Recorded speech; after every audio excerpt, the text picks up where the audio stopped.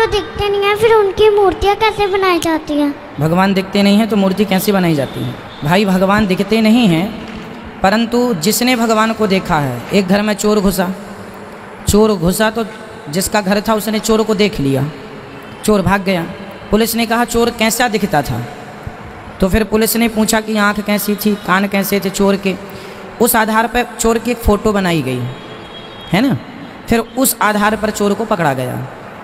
उसी तरह वेद पुराणों में भगवान के बारे में ऐसा लिखा है कि भगवान की आँखें ऐसी हैं, कान ऐसे हैं, गाल ऐसे हैं, नाक ऐसी है, तो सब लिखा हुआ है। तो भक्तों ने उसी आधार पर भगवान की छवि तैयार की, तो ऐसी छवि बन गई गौरी गोपाल भगवान जैसे। लिखा है, जिनने देखा है उनने लिखा है कि वो ऐसे दिखते हैं। जहाँ तक प्रश्न है मूर्ति में प्राण प्रतिष्ठा का, मैं पूरी ताकत से कहना चाहता हूँ, कोई वेद मंत्र नहीं है जिससे किसी मूर्ति में जो जड़ है, पाषाण है, उसमें प्राण प्रतिष्ठा हो सकती है। ये बिल्कुल निरर्थक है, अंधविश्वास है, पाखंड है। और ऐसा काम करना किसी भी व्यक्ति का, और वो जगतगुरु कहलाएं, ऐसे लोगों के लिए तो बिल्कुल ही ऐसी चीजें गलत है। मैं बड़ी विनम्रता से फिर कहना चाहता हूँ, यदि प्राण प्रतिष्ठा आप करने का दावा करते हैं तो बताइए वो वेद का कौन सा मंत्र है जिसके उच्चारण से प्राण प्रतिष्ठा होती है? नंबर 1 वेद।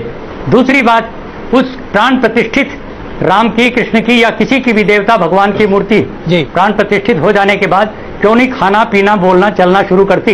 जरा प्राणवान होने का थोड़ा सा तो परिचय दे। वो आपने बता दिया वो प्राणवंत हो गई मूर्ति जी। अब उसके बाद आपने लोगों की भीड़ इकट्ठी की और परमात्मा का अवतार पूजो ये कह करके चढ़ावा इकट्ठा करना शुरू किया। ये एक दुकान है, व्यापार है, झूठ है, धोखा है। स्वामी इसलिए मैं कहना चाहता हूँ हमें सनातन धर्म की पावन परंपराओं को याद करते हुए जो आदि शंकराचार्य ने जो मूर्तियां तुड़वाई, उन्होंने जैनियों की मूर्तियों को उन्होंने हटवाया और उन्होंने कहा ये सब मूर्ति पूजा बंद होनी चाहिए। मैं आदि शंकराचार्य का, मैं नहीं, महर्षि दयानंद ने जो बयान किया, जो उनका बखान किया है जी, मैं नतमस्तक होता हूँ आदि शंकराचार्य के बारे में।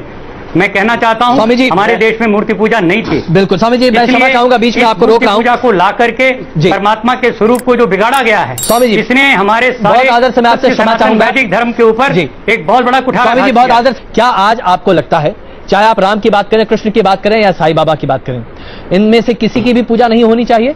क्या आप ये कहना चाहते हैं कि साईं मंदिरों में आज जो पूजा हो रही है, ये पूजा दरअसल सिर्फ और सिर्फ चढ़ावे की पूजा है? देखिए, पूजा को मैं 1 मिनट के लिए, चढ़ावे के लिए, मनौती मान के पूरा करने के लिए, इन सब चीजों के लिए तो की जाती है जी। लेकिन ईश्वर की प्रतिमा, परमात्मा की प्रतिमा बता करके वो साईं की मूर्ति की करें तो बहुत ही गंदा, गलत है।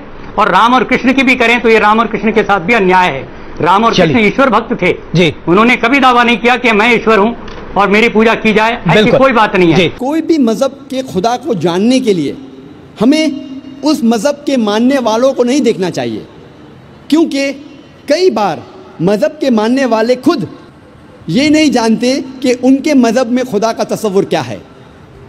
इसीलिए सबसे बेहतरीन और सबसे अच्छा तरीका कोई भी मजहब के खुदा को जानने के लिए वो है कि हम ये जानें कि उस मजहब के ग्रंथों में, उन मजहब की किताबों में खुदा के बारे में क्या लिखा है।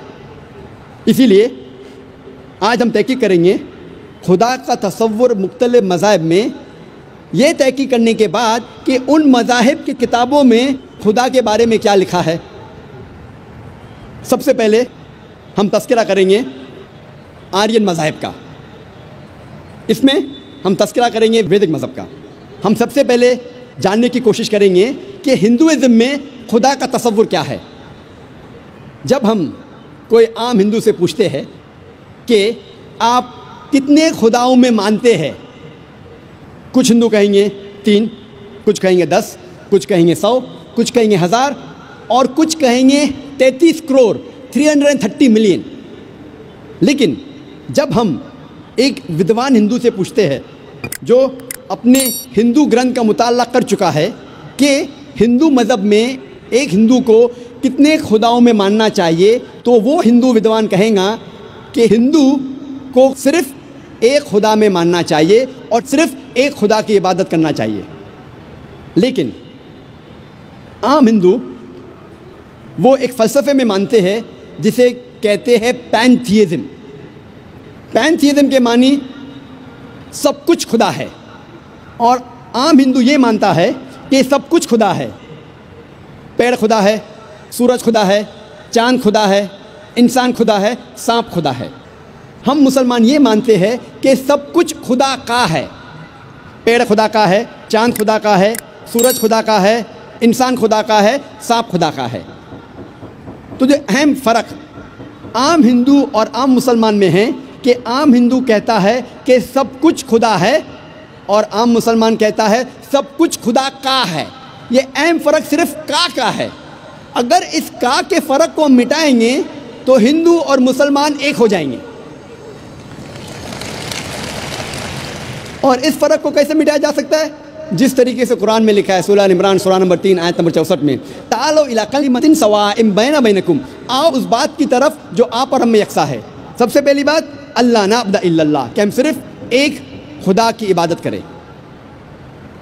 अभी हम तहकीक करेंगे कि हिंदू मज़हब की किताब में खुदा का तसव्वुर क्या है। हिंदू मज़हब में एक अहम किताब है जिसका नाम है उपनिषद। जब हम पढ़ते हैं Chandogya Upanishad, chapter number 6 section number 2 verse number 1, उसमें लिखा है एकम एविदित्यम। ये एक संस्कृत श्लोक है जिसके मानी है खुदा एक है, ईश्वर एक है, दूसरा नहीं है।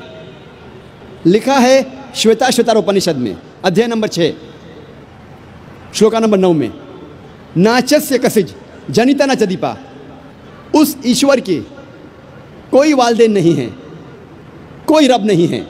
ईश्वर के कोई वालिद नहीं है, कोई वालदा नहीं है, ईश्वर के ऊपर कोई नहीं है।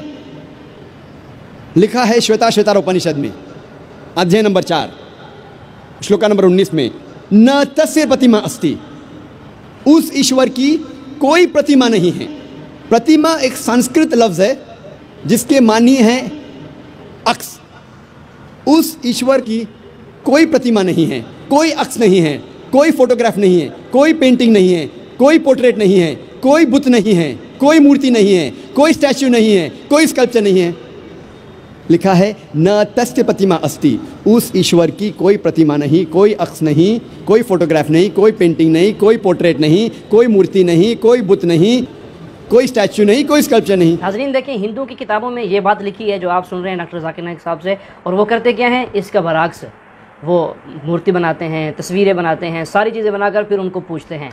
तो या क्या समझेंगे, यही समझेंगे कि इन लोगों की अकल मारी गई है। और हिंदू मज़हब में सबसे ज़्यादा पढ़ी जाने वाली किताब है भगवत गीता। भगवत गीता में लिखा है अध्याय 7 श्लोक नंबर 20 में, all those whose intelligence has been stolen by material desires they worship demigods. मतलब जिसकी अकल दुनियावी चीज़ों के पीछे भागती है वो लोग खुदा के अलावा दूसरे किसी चीज़